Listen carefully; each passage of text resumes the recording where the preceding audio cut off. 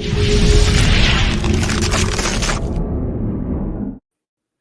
everybody, it's Tuesday. And welcome to this week's edition of Hook, Line, and Striker. I'm Josh. And I'm Emily. Thanks for being here with us tonight. Yeah. So, we are at a very funny point in the season because a lot of us will probably be at different points in where we are at. So, we always like to kind of start with where we are, right at home in Wisconsin. So, not quite northeast Wisconsin, not quite central, but somewhere in between that.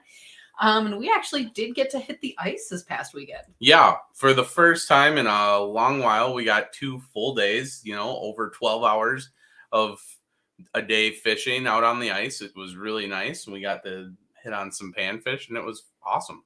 It was actually awesome.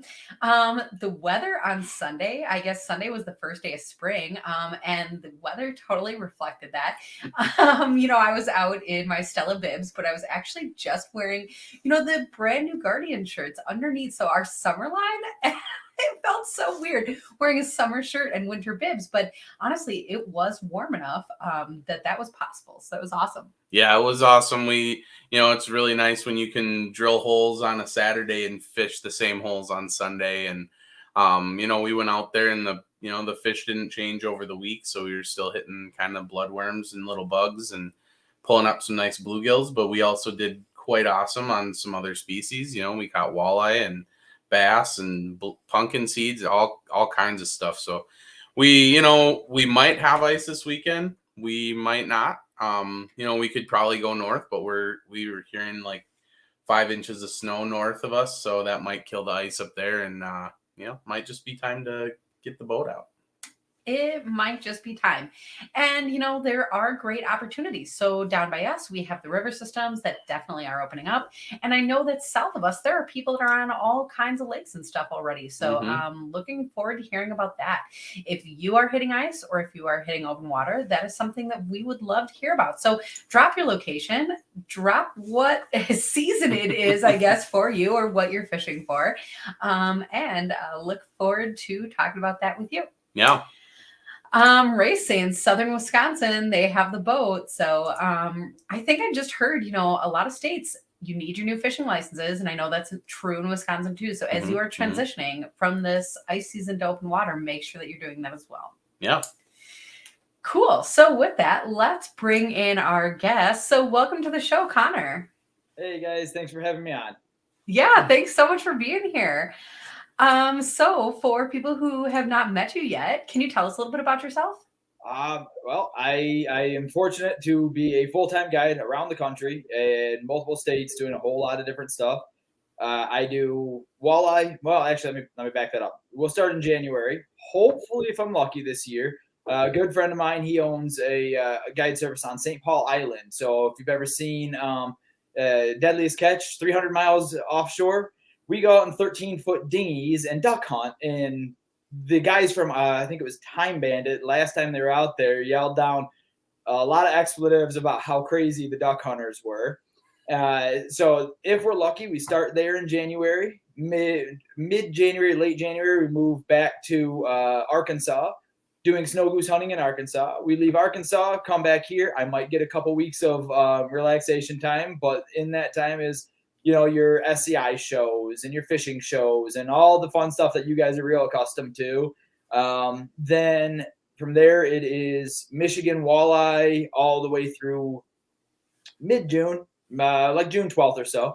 Then it's right back to Alaska. I'm in Alaska for 2.5 months, guiding salmon and trout and all that up there, doing the good old-fashioned bear viewing tours, just having a good time up in Alaska. Then we come back here. Things are in the works, hopefully, to do a month or so of August guiding in Africa, if I'm lucky. I don't know how much guiding I'll get done, really. I'll be in Africa. I'm going to want to hunt and fish there. But then I come back here and we hit our sturgeon season in Michigan. I go and do sturgeon all the way through very late October, and then starts the duck season here and repeat all over again. So whole lot of moving, whole lot of grooving. Travel expenses go through the roof. They're fun.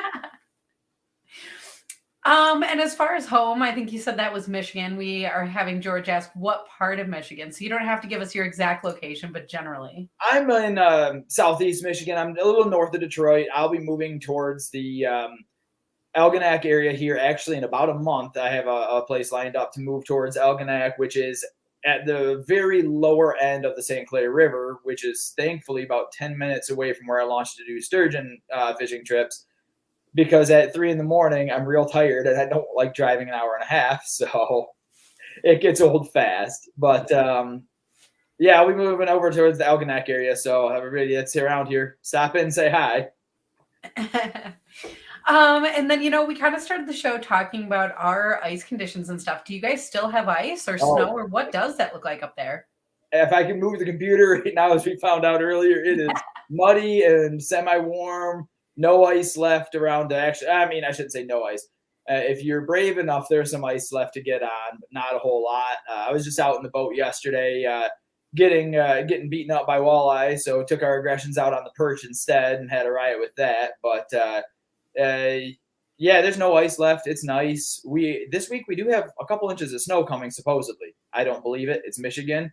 If you don't like the weather, wait 10 minutes. If you really don't like the weather, wait until tomorrow. It'll definitely be different. So, where in Wisconsin are you guys? Are you guys near Fort McCoy at all?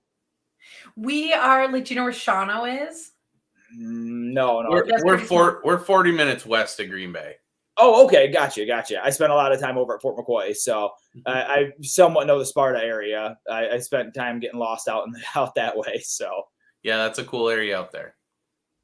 Haven't been in there. I don't remember the last time I was there. I was in the Army for 10 years or so, give or take a month. I think 4 times I got to stay out at Fort McCoy, and a couple of the guys I knew said, I like it so much, I'm going to move out here. And they actually stayed out at Fort McCoy. So nice. That was a cool area. So you're kind of probably used to, all the traveling around and all of that, but, you do have a really interesting situation where you guide in such a wide range of places. Oh yeah.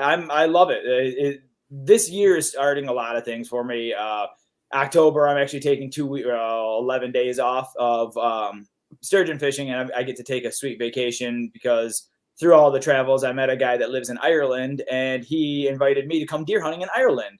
So I haven't deer hunted in Michigan in 4 years, but this year for opening week, I get to go over the ocean and kill a few different species of deer, hopefully. So the opportunities afforded from traveling and meeting so many people and working in so many places it's humbling and it's cool. It's real fun. I get to meet people like you guys. I get to meet people in Ireland and Africa, and going to these shows. The SCI it's worldwide. So you see all these people, although not the last show I was at. The show before there was Serbia, Africa, Scotland, and across the U.S., all guides from around. So it's like, okay, I want to talk to you for sure today. So it's definitely cool. I'm a very, very, very blessed man to get to do what I do and do it where I do it. Well, and one of the coolest things about that is kind of comparing, I was going to say fishing styles or even hunting.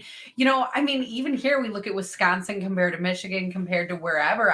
All of us are going to do it a little bit different, but then even country to country, that's actually pretty amazing to be able to experience all that. It's going to be really cool to see, how the guys in Ireland do it compared to how the guys in Texas do it, compared to Michigan, where we just sit in a deer stand for the most part, where I believe, from what I understand, it's a whole lot of spot and stalk in Ireland and Scotland and stuff like that. So it'll definitely be interesting. On that same note, but going to Michigan salmon, most of it is done on the big waters, Lake Michigan, and even some on Lake Huron. So it's mostly trolling, deep water, stuff like that. But the fishing we do have here in the rivers for salmon is very comparable to what we do in Alaska. So it was like taking my gear from Michigan, going to a whole other world and go, oh, I've done this before. Okay, we've got this covered. This will be my second year up there. So now that I've got year one and all the new learning curves under my belt and everything, I'm real excited for this year. So That's cool to be able to have tactics that you can just like rely on so much and like take with you. Mhm. Because I think so often people get caught up in the mindset of like new place, you must be needing to do something different. And I think, people often talk about, oh, go visit the local bait shops and hear what they do. But to be able to, experience that side, go and see all their different stuff, but then still have your own kind of idea prepared, that's actually awesome. It's cool too to see because we've got guides up in. We have two camps in Alaska. We have Neck Neck River Camp at the north end of the river. I'm at Katmai Trophy Lodge in the middle of the river, and then I don't. There's probably 5 or 6 other lodges below us throughout the rest of the river, and then the commercial area starts. But having the guides from all over the country is really cool too because you meet a guy from, let's just say, Southern Ohio. He might do things on the rivers down there a little differently than I do. And then you get a guy from, where was Georgia?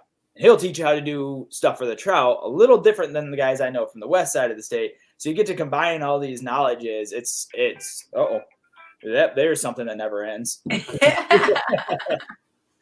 That's actually a really good point, though, because everyone thinks of, a guide, oh, how fun. And they hear about your traveling and all the cool things that you get to do.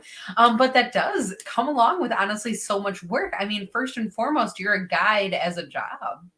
All day, every day, year round. The people ask, "Oh, hey man, I haven't seen you on Facebook or out and about." Yeah, I've been sleeping. I forgot what it's like. I don't do that often, so I get a little bit of time to sleep, and I'll take it. But other than that, it's fly over here or drive over there. I think it was from December. I don't remember the dates I was there, but from mid-December through mid-January, I had put close to 10,000 miles on just driving, going to do a little bit of fun hunting. I went over to Kansas and did a crane hunt, and then came back to Arkansas and did some speckle belly hunting. And then it's just, when you get time to have fun, you take it, but it's still a lot of work. But it also is what opens up your opportunities to go do other things. And that's how I ended up working with a good buddy of mine down in Arkansas for snow goose season. And which, if you've never done that, I don't know if you guys are hunters at all or waterfowl hunters, but if you've never seen 20, 30,000 birds spinning in a tornado above you and you can't hear the guy shoulder to shoulder with you because they're so loud, I highly suggest it. It is awesome. It's cool to hear about the network that you get to be a part of, though, because I was sitting here thinking, like, to be a guide across such a huge area, to be hunting, to be fishing, it's like I can barely keep up with the crappies in my lake, much less like all of those other animals and what they're doing always. That's why we have a lot, like you said, the network we have. I mean, just the farmers that we are so, like, just using Arkansas as an example, the farmers down there that we have as friends. I've got a group of guys. So there's me and 2 other captains up here that we go down there. I've got me and those 2 guys that brought me down there. They're all going to get all the farmers and all our hands and all our friends, and we're going to have them all come up here for a week, or, each of us will take them for a day or 2, and we're just going to go around just doing all kinds of different fishing, just as a, hey, you had our backs, come on up, have a vacation, we've got your back. So you just start networking. So they'll bring a few friends, and then we'll know more people, and they'll bring friends, and all of a sudden you've got a network of, hey, come on over to Africa, come on over to Ireland, come on over to Alaska, and do this, that, or the other thing. And sometimes you go, what am I going to sacrifice to go do something like that? I don't know. So it's very time consuming and demanding, but it's also very fun. So you get to do a lot of awesome things. And so some of them are like kind of spur of the moment or, unique. But is there like a yearly thing that you look forward to most? Everything? Is that everything? Honestly, my yearly thing is doing I would not necessarily a pop-up trip, but hey, got an opportunity. Let's go do this for waterfowl somewhere. Like this year was Sandhill Cranes out in it was supposed to be Oklahoma, but we switched to Kansas at the last second. Our guide is there we go. I don't know why I keep that thing around. I don't know why I even wind it up most of the time. But we went out to do with the cranes out in Kansas. That was our, hey, in 2 weeks, you want to go do this? Sure. Yeah, let's go. Fine. So that's kind of what I look forward to most is the pop-up trips. In a couple days here, if my boat is not back in my possession again, if the dealership has it, I think Florida iguana hunting is on the docket just because it's quick, it's easy, and it's cheap. Let's go do it. Pop-up trips are what I definitely look forward to. Of course, I look forward to my opening days of duck season, my opening days of when I used to deer hunt a lot. Doing all my trips for, seeing all my clients that are repeat clients. Of course, I look forward to all that too, but that's business. Personal stuff, the pop-up trips for sure. Yeah, that's for sure. So I guess with all those exciting things, let's start with kind of where you're at now. You did say walleyes. Well, or not really many walleyes. And then perch. So tell us about how that went. So we went out, just me and the two guys that take me down to Arkansas. We were bored.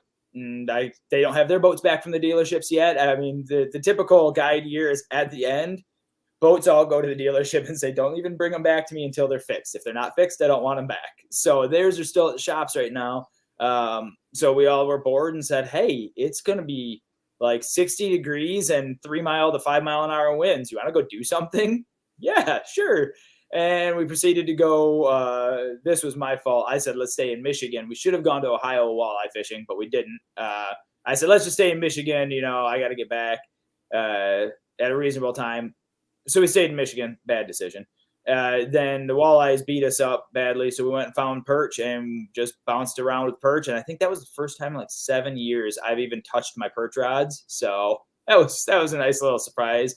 But right now what we're getting ready for is just Detroit River season. It's starting up here soon where you can catch fish from 8 inches, which obviously not much there, to 13, 14 pounds. So that's starting up here very soon. I'll be doing that every single day, 2 trips a day until mid-May. So that's where we're at right now, and the piles and smiles begin. I'm at Sinbad's Marina. If you're ever over this way and you guys want to come fish, let me know. And afterwards, whether we catch fish or not, we're eating a good lunch after. Sinbad's Marina is cool for the people that are residents of the marina. I clean and bag all your fish up. We take some of your fish inside and they cook it up fresh. And we'll give you drinks and sides and all that. And it's delicious. After a day out in the water, you get a nice, good meal like that from a pretty nice, real nice restaurant. It's fun. That is actually really cool. Mm-hmm. There's so many people out there that actually don't get to do, that catch and cook type situation. And that is really crazy. But I think that's why so often people come out and take advantage of that guided situation where you can allow that to happen. So, a really unique opportunity that is actually really cool. It's awesome because most of them go home and they'll just batter and deep fry their walleye, which I have nothing against. I don't want to get crucified for that, but I have nothing against the battered and fried walleye. But when you get a full chef kitchen that'll say, hey, why don't you try the walleye cheeks as a scampi? Well, no, I've never thought about that. Sure, let's try the cheeks as a scampi. It opens people's eyes to a whole lot more ways to cook walleye than just the battered and fried. And all of a sudden I'm getting text messages 2 weeks later. Hey, have you ever tried walleye like this? It's a lot of fun that way. And that is actually cool. Up in Alaska, we'll do the catch and cook as well. Everybody's allowed their 5 fish or 5 salmon a day. I do a lot of sockeye fishing up there, a lot of kings. And when the time starts early August, the silver salmon come in. But the sockeye, there's so many of them, which is awesome. I mean, when you see 300,000 and 400,000 of them going past you in one day, it's outrageous. It's out of this world. So they'll catch one and go, hey, Conor. Yeah. Well, you got a grill on the boat, right? Yeah. Spices? Yeah. Well, what do you just hand it over? Yeah, I already know what you're going to ask. So I get to cook up. I'll fillet their fish right then and there. And as they're still fishing, I'm cooking the fish they caught 10 minutes ago for lunch. And that's another awesome thing, is doing the real shore lunches there. So that's fun. That is really fun. That also opens the scent waves of fresh cooking fish to the bears. So that adds Well, that's why you cook on the boat so you can move, right? Yeah, they can stay on shore. I'm getting out of here. That's really funny. But I think a lot of people can identify with you when you're talking about that transition to that open water season. So, especially, you mentioned the river. What are you doing? Is there tackle that you're getting out? Are you restringing rods or reels, or what does this look like? Oh, I don't even want to think about it all. Yeah, there's lots of all that.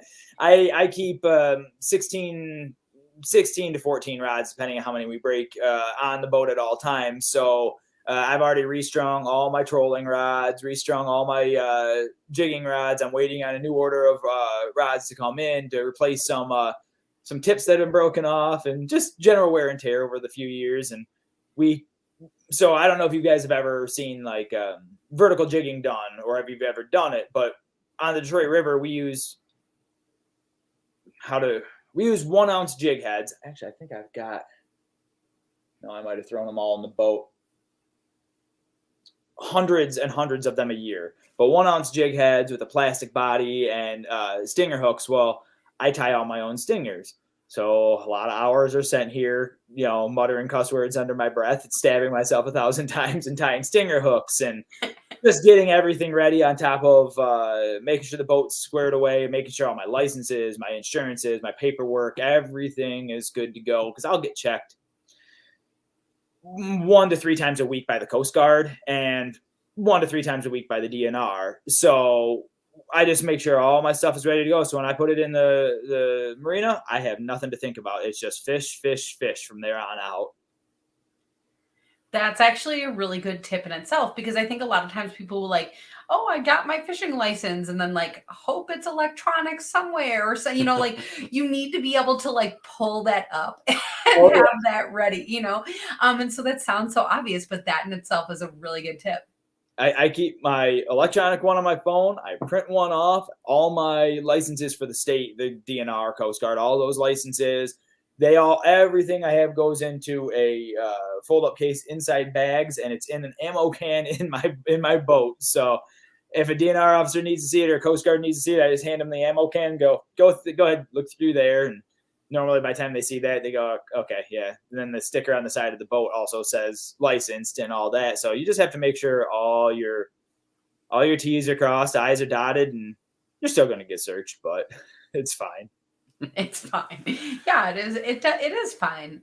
And then as far as the actual fish catching, you were talking about your jigs, and then you said plastics. I'm always interested when I hear that. Are there specific colors? Is it paddle tails? What is that like? I like paddle tails in dirty water. It's that disturbance that they can feel it more than see it at that point. Because here's where I'm going to get some flack, I can promise you, but colors are not as mandatory. Don't get me wrong. Do I have my preferred colors? Absolutely. I'll fight you over which colors work the best, but they're not that crucial. I have about 6 different combinations that I like to use, but paddle tails definitely make a difference, especially in dirty water, or if they're kind of tight-lipped, it's just that little extra bit of vibration, that disturbance that they'll go for. Or worms or finesse or split tails, whatever you want to call them. Finesse is, I guess, the Lunker City technical name, but split tails, I like those. Worms, and not often, but yes, I definitely do use the paddle tails. Colors, Pimp Daddy. I don't know if you've ever heard of that one, but it's a kind of Detroit thing. It's purple glitter on top of green glitter or antifreeze color. That one, I have never seen a thing in the water that looks like it, but they love it. Don't ask me why. That's why they love it. They're like, what is that?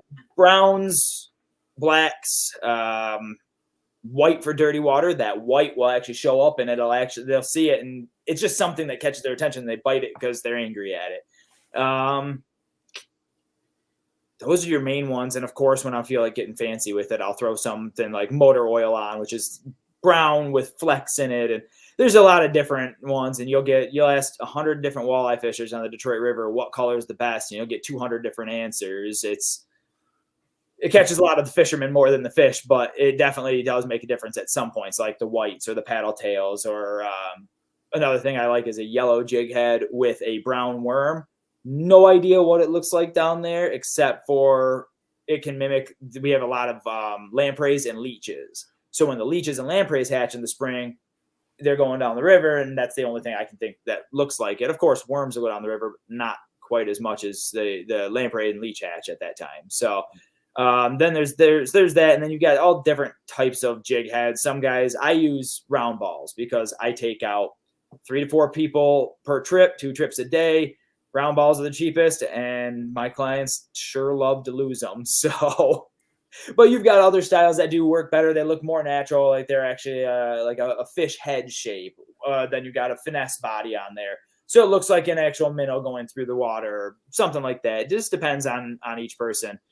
But I use way too many of them to do that. And Detroit River is wrought with snags, anything from concrete to cars to carts. And I know where there's an F-100 from 1973. I only know that because I pulled the grill off it a couple of years back. So I know what it is down there.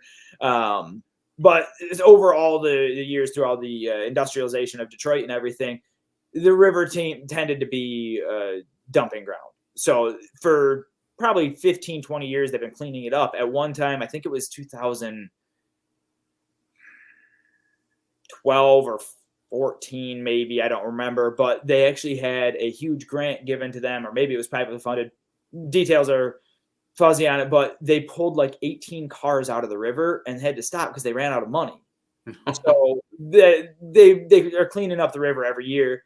On top of that, there's lots of historical stuff down there. There's actually,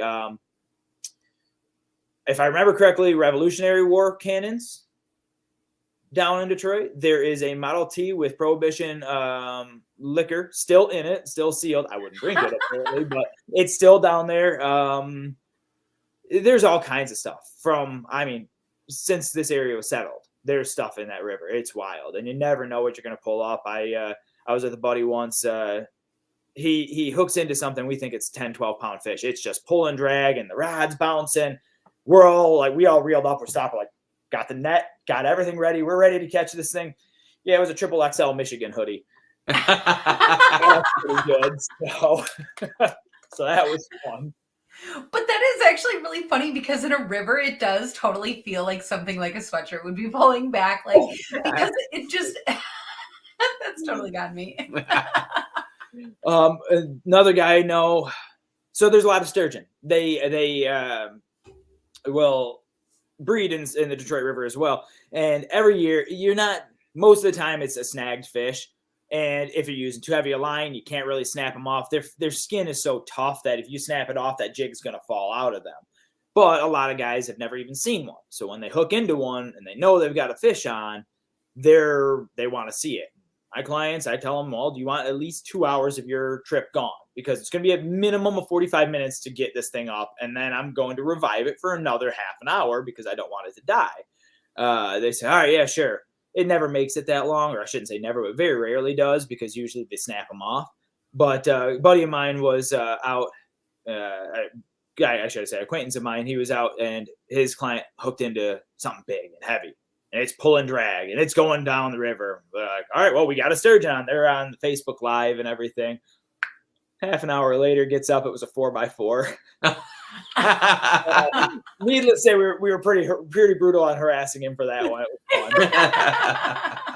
He took it in stride. I'll give him that. He definitely took it in stride. But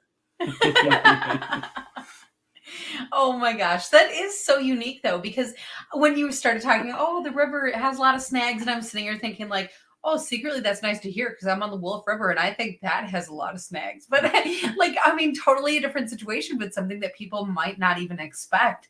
And I guess with that, that's, you got people down there thinking, about all of what's going down there, but then you're trying to teach people how to fish. That in itself can be tough for, like learning a new tactic. And so you got a lot going on over there.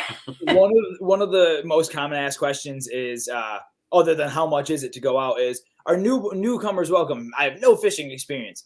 Yeah, please, because I can teach you and you're not going to sit there and think you know what you're doing. That's perfect. Fantastic. So the hardest thing about the Detroit River season is, for me, I have to keep the boat vertical. Now, that doesn't seem like too big a deal, but when you got wind going here, you've got people over here that don't know what they're doing necessarily, and you're trying to teach them, and then they have to feel the bottom. So you guys are fishers. You know what it's like. The thunk of the bottom. You got to feel that every time. But your line has to be everybody says perfectly vertical, almost perfectly vertical, or else all you're doing is pulling across the bottom instead of up and down. So I'm always watching out for, all right, I see your line straight up and down, but your line's in my line. You got to reel up back there. So it definitely does get challenging. I do a majority of my trips with 3 people because I can wrangle 3 cats easier than I can wrangle 4. So it definitely has its challenges, especially on a cold, windy, rainy day, which we do get quite often. People's hands are freezing. They think they're feeling bottom. Really, they let too much line out and they're dragging it. Yeah, it gets interesting, but it's definitely something I wouldn't trade. And that is also interesting because then there's days that you can go out there, and especially, I mean, walleyes, any fish can be so finicky. And so you go out there, you teach someone, and then there's some days where they can do no wrong and they're doing it like totally wrong, but the fish are still biting, Yeah. Or there's days when you get somebody, they do everything right and you still can't get a bite. And it's just funny to have to deal with that. Oh yeah. And Detroit River now early, we'll say the first week and a half or so of April, I tell people we'll go. Can we catch a limit? Yes, absolutely. We can definitely catch a limit of walleye. Are the chances higher later in the month? Yes. And that's usually how I fill up the later in the month faster, because most people, when they hear of Detroit River, they think, oh, quick limits and tons of fish, and which is definitely happens. But early April is for the big pre-spawn hog walleye. And that's when you're going to get your wall mounter. That's when you're going to pull up 5 or 6 big fish. But you might not pull up your limits, for all 4 of the boat, but everybody might walk away with that picture that they've been waiting for, this giant walleye that they don't have to long arm out, Yeah.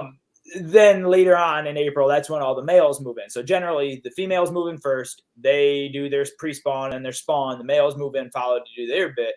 But the males are the super, super aggressive ones. And we were just talking about on the boat yesterday, cracking up at one guy would catch 1 and he'll reel it up and 4 more will follow it to the surface, and you'll go to net the 1 and pull up and there's 3 fish in the net. You go, all right, well, you out, you 2 back in the water, so because obviously you can't keep the ones that you accidentally netted, but you'll have multiple fish swim to the surface chasing that 1 because they think he has food.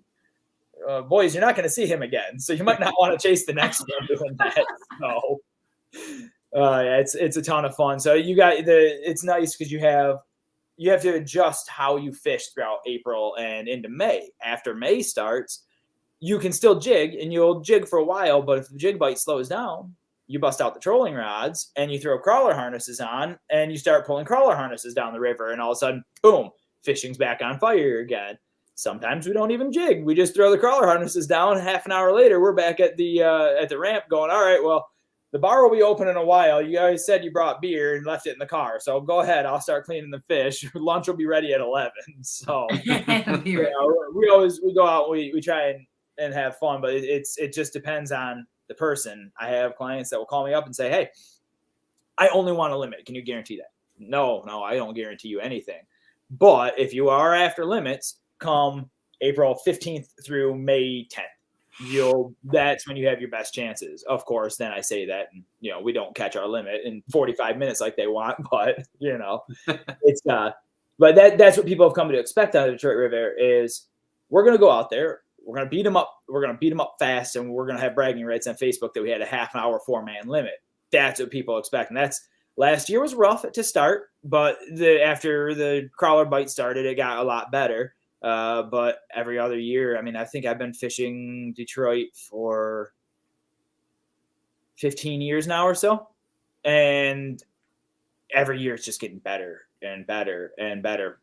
Don't count last year. Last year doesn't count, but it's just been getting better. And if you go to the what we base a lot of our stuff off of is the Ohio Department of Natural Resources. The ODNR does a ton of the studies on Lake Erie, the western basin, especially of Lake Erie. And that's what kind of gives us a base value, if you'd say, of what the walleye population looks like, what it's doing. And let me see if I can find the chart or the graphic that they use. But every year since like 2015, record hatch, record hatch, record hatch, record hatch. Like, how many record hatches are we going to have? And it's to the point where they've actually started raising limits. We already have one of the more generous limits around. The lowest limit in the state for walleye is 5. All right, no, actually, I think there's a few. All right, generally, yes, the lowest is 5 walleye a day, and that's all your inland lakes. We're at 6 on Detroit River every single day, 8 on Saginaw Bay a day. That's a lot of walleye. Yeah. And yet our numbers are going up and up and up. The last number I knew, I think, was from 18, about like 153 million walleye in the Western Basin. Now, I could be way off with that. It could be lower or higher now. It could be 200 for all I know at this point, but it's a lot of walleye. There's a lot there. There's a lot of fish to catch. So, it's definitely an interesting area. I do really like your first point, though, because I think you're right. A lot of times when people book a guide, they just assume it'll be like fish after fish after fish, like crazy. And I think, some of that is, maybe, I don't know, I don't want to say a false hope because that's the wrong words, but I think people sometimes just get kind of the wrong impression of what a guide is. And, there's so much learning that goes along with that. And, you just got to go with what the fish are like that day. But I think the other thing is social media plays a huge part in that because people start to watch online. And it's like the people that are posting online are the ones that have like that 1 in a million, like crazy standout day. You did catch like crappies hand over fist, like faster than you can get your jig in there. But the average fisherman, that doesn't happen. I was going to say every trip out, not nearly even that, Right. And so I guess I do always appreciate hearing that from the guides that I think there's a lot of you out there that have that similar verbiage. We have a saying here in Michigan that is 90% of walleye are caught by 10% of the anglers. And that's because those are the guys that put in the time, whether they're guides or tournament anglers. We have a huge tournament scene here, or just real avid fishermen. That only makes up 10% of our anglers. And we catch the majority of the walleye caught. You'll get your guys that go out that are, fair weather fishermen. They'll catch a few walleye and say, hey, that was a great day, which awesome. If you guys enjoyed it, I can't wait to see you out there the next time. Get out every day and get your walleye and have fun. But it's very difficult to see all these Facebook posts with people going, oh yeah, we got our limit in 45 minutes. But I know 30 people that struggled today. You guys landed on the hot pot. Sweet, good job, man. I struggled today. And I'm not afraid to admit I've had my struggle days. And prime example of that is last year, had a gentleman out, brand new client, never talked to him other than on Facebook. Cool. We had 9 fish for the 4 of them. I was less than thrilled. I was very displeased by the day. He goes, what's wrong? We only got 9. He goes, that's 6 more than my last 2 charters combined. I go, oh. He goes, that was a great day. I'll see you next year. And now I haven't booked this year. So, okay, cool. Then I guess there's a perspective to all of it. So it's, yeah. If you look at like, I run into the most issue with walleye on Detroit River with people expecting limits. The other one I run into is sturgeon fishing. 1 fish is a successful day. Am I happy with 1 sturgeon? No, I'm not. Yeah, we succeeded. I want 2. I take 3 people at a time out on sturgeon trips because 1 is successful, 2 is good, 3 is great. Anything over 3 is out of this world. Have we had our 9, 10, 11 fish nights? Yes. A buddy of mine had a 19 fish night. Does it happen? Yeah. Is that the unicorn? Yeah, absolutely. So people are very often, I have to explain to them, dude, you want to go fishing for a fish that has been around since before man, since dinosaurs were around. They're not stupid. They didn't get to be 120 years old by being stupid. So it's definitely interesting. The one thing I do, I will say unofficially guarantee is my whipping trips, just because I'm so proud of them. If you guys have never heard of whipping, it's the stupidest looking style of fishing ever. I could run downstairs and grab my whipping rods. They're stupid looking. They're 4 feet long. It's done at night. It's pretty much only done on the St. Clair River. It's where it originated. It doesn't work on most other rivers. I've tried it on Detroit. I know guys that have tried it on the Saginaw River. It just doesn't work that well for the most part. But you've got a 4-foot rod with a 3-way swivel, a sinker, and varying leads depending person. Again, you can ask 10 different whippers what length leads to use, and you'll get 15 different answers. But you'll go a lead, pencil plug, lead piggybacked off that, pencil plug, lead piggybacked off that to a Rapala, a bomber, or whatever that person likes to use, and you sit there using the current to work it back. That type of fishing, I won't guarantee you anything, but boy, I do guarantee you we're going to catch some fish and have some fun. It's meat fishing. That's not your trophy fishing. That is directly meat fishing. But other than that, I tell everybody, yeah, it's 50-50. We're going to catch them or we're not. That's what's going to happen. And 99% of people are okay with that.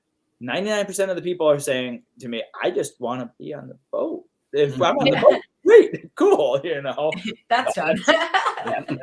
That's what I wanted to do, is go fish. If we catch fish, cool. I prefer to catch fish. If not, I was on the boat. So managing expectations is probably the hardest part of my job. Well, and hopefully everybody goes and they learn something, because if you can ever go back and apply it, or I mean, I guess if you just had fun, then that's what matters. But again, that learning piece, if you can apply that later, that's going to be awesome. Oh yeah, I like when I have somebody that tells me, I have a boat, I have no idea what I'm doing. Can I book a trip with you and learn? Come on with it. Let's go. I'll teach you. I'll let you run the trolling motor. I'll teach you how to do that. Let's go. It's because there's an art to it. So I highly enjoy trips like that, because then I know somebody's going to take what I taught them and go base their knowledge off that and go and go and go. And I'm going to see them out there in 2 years going, hey, look at this, and hold up their stringer full of walleye. I'm like, there you go. That's cool. That's awesome. That is cool. And with everything that's happened the past few years, there's a lot of new anglers on the water. And I know you mentioned in the beginning navigating the river and all the conditions, but then especially with boaters out there who maybe do or don't know what they're doing. But it is cool.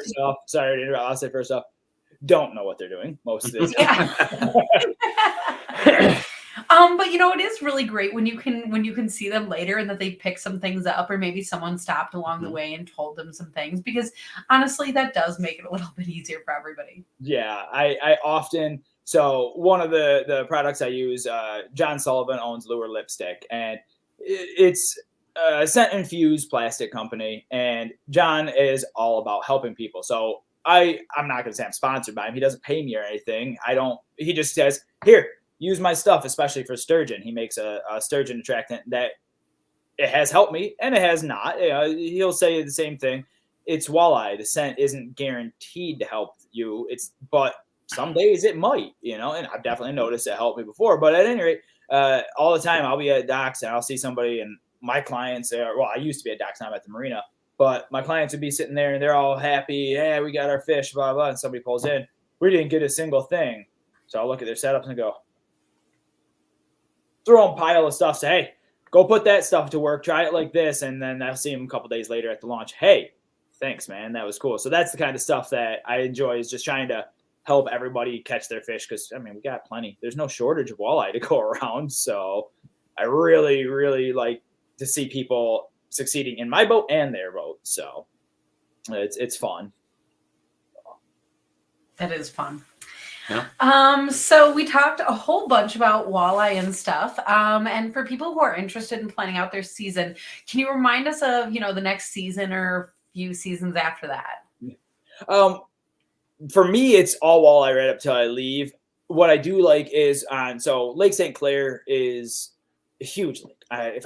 Don't quote me on this, but like 26 miles across or 28 miles across and 30 or 32 long. Huge. It's actually one of the world's largest deltas. You've got the St. Clair River dumping into the lake, and then the lake dumping into Detroit River. So it is this giant, I would say 60-40 split. We have, the American side has 40%. I'd say Canada has 60, maybe a little bit more on their side. But it is this lake that is so full of everything. You never know. And one of my favorite things to do before I was going to Alaska was running multi-species trip. So I'd go out trolling, and we'd have 3 or 4 rods on this side pulling one type of bait, 3 or 4 on this side pulling another type of bait, maybe 1 or 2 right off the back, depending on how many people we have on board. And everything that comes up, you have no idea what's about to come up. Yeah, you're targeting walleye. Who isn't targeting walleye? But you might get a 50-inch muskie. You might get a giant walleye. I had the largest sucker that I've ever seen break off a 20-pound crawler harness. You might get a crappie. You might get perch. You might get smallmouth. You might get a gar pike. We had a gar, our very first trip. I did a couple multi-species trip. This probably 3.5-foot gar comes in the net. Very first fish of the trip. And the guy's kid was holding it, and it flopped out of his hands, and the gar's teeth landed around his leg. I had to pick teeth out of the guy's leg. Oh, no. Yeah. So you just never know what you're going to get. I mean, you might hook into a sturgeon while you're out there. So that is the season after walleye really calms down. I mean, there's going to be walleye all year round. But after the walleye calms down I love to be on Lake St. Clair because you just don't know.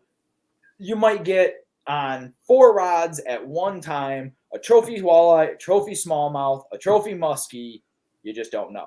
Because if you're going through the bait school, everything's there to eat it. So it's really cool to fish Lake St. Clair. After St. Clair starts my sturgeon season, and that is my pride and joy of fall before duck season is my sturgeon. That's when we go out, and every night is a battle between me and Dinosaur to see who screws up the least. And hopefully I screw up the least every night, but it's one of those things where if you get that one fish, if you only get one a night, you might be a 70+ inch fish. And that's where it gets fun, or you might get 2 on at once. A good buddy of mine's been doing this 15 years, and his guys caught 3. It's the only triple I've ever heard of, but 3 at once. It was insane. And I think the smallest one was like 52 inches of the 3. That's about to be interesting in the boat, but yeah. Like last year, I had my best year so far of sturgeon. It was 112 landed, 12 lost. Yes, I kept track of how many I lost. Yes, I cried maybe a little bit at each one. 10 of them over 70 inches, with 2 of them being at 75 and 75.5 inches, and 7 tagged fish, which the tagged fish are cool because you submit them to like Andrew Briggs is the guy here that takes care of it. Really awesome, extremely knowledgeable guy about all things sturgeon. And he'll send you a patch, a cooperator's patch, and a whole write-up. And I wish I had one of the write-ups handy. The only tagged fish I ever caught myself, I gave to a kid, the paperwork and patch. So I don't even have it. But we had 7 tagged ones last year. And sometimes you get all the information back from when they were tagged. I think the one this year was, I'm trying to remember. It was tagged in 2006, if I remember correctly, and had only been caught 1 time since then. Another one we had was tagged in 2015 and had been caught like 1 to 2 times a year since then. So wow. It's just cool to see like all these different things with it. So that's fun. That's highly enjoyable. And then of course there's the bragging rights of calling my client and say, hey, the one guy, John, hey John, if you're seeing this, you gotta come get your record back. We had a 12-year-old girl break his record. So at 11 o'clock at night, I'm texting him saying, hey John, you awake? He says, yeah. All right, cool. I'm calling you right now.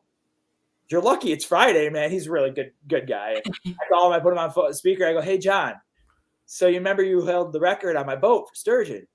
Don't tell me this at 11 o'clock at night.